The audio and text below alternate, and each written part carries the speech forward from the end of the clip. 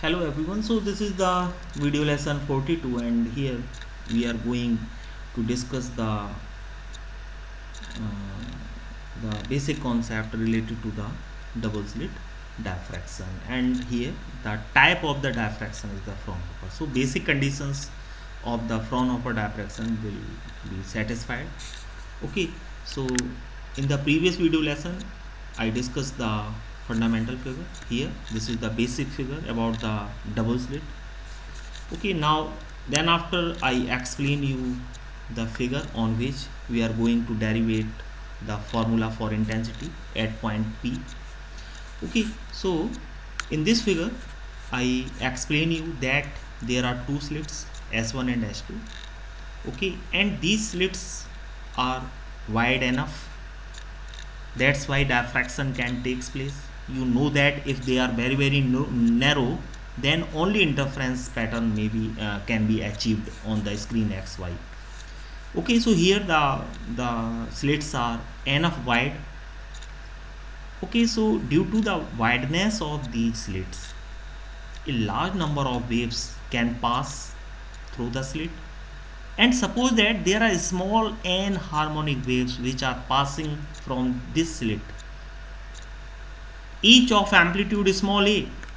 Okay, so at this point there is a single slit diffraction, and also at the S2 slit there is a single slit diffraction, and we know that due to the single slit there is a capital R resultant on the screen.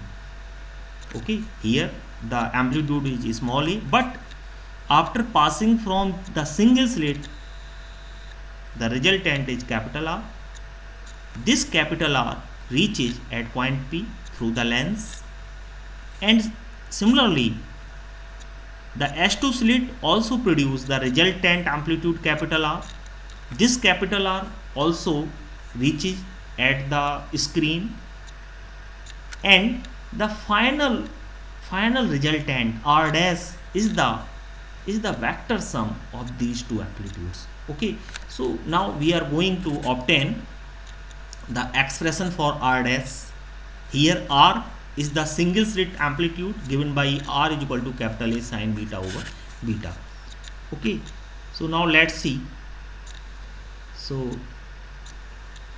here capital A is equal to n dot A, beta is equal to pi lambda multiplied by E sine theta. Okay, now there are two slits at separation D.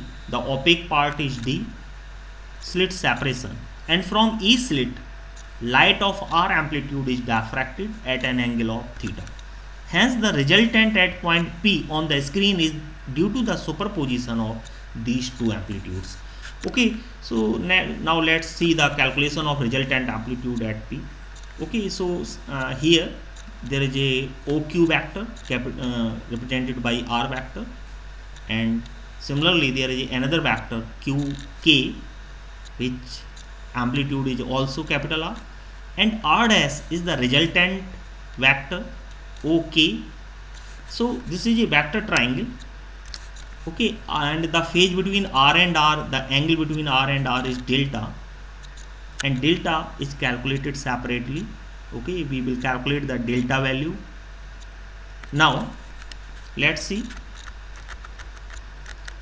and from this vector triangle we can write this equation for the resultant given by R dash, and we put the value giving the final expression R dash square is equal to 4R square cos square delta upon 2. Okay, so here the term R is the single slit resultant given by capital A sine beta over beta.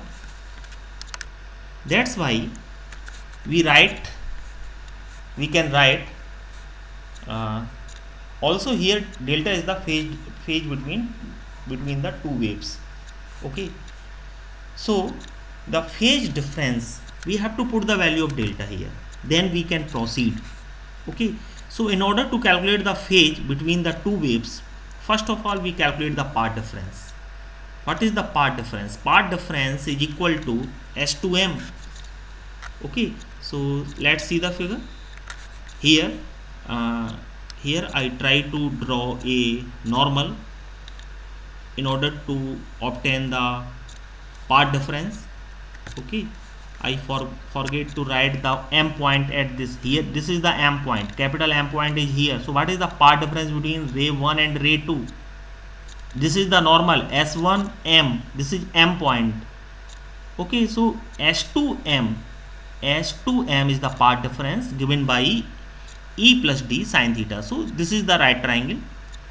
S2M is equal to E plus D sine theta. Okay, so this is the path difference between the two rays.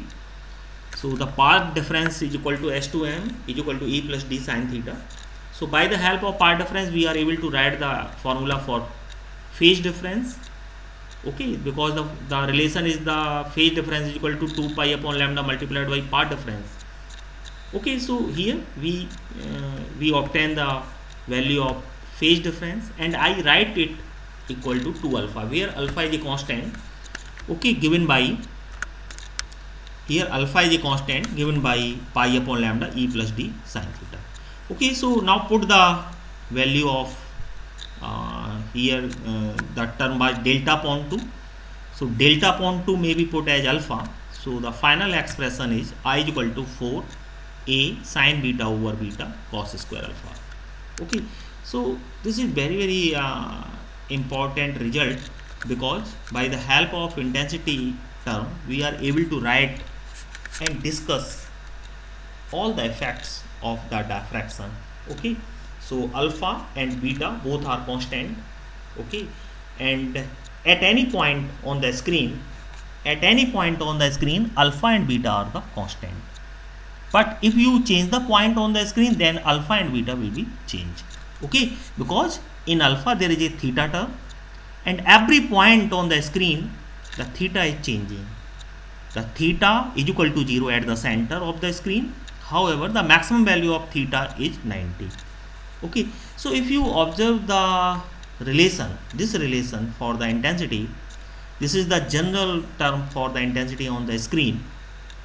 Okay, you can observe that basically there are two terms. Okay, there are two mathematical functions. One is in the bracket and other is the cos square alpha term. Okay, so the bracket term is very known to us, because this is the single slit.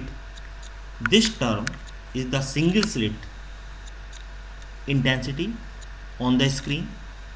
However, this term cos square alpha is also very familiar to us, because this term is obtained as the resultant intensity on the screen in Young's double slit method.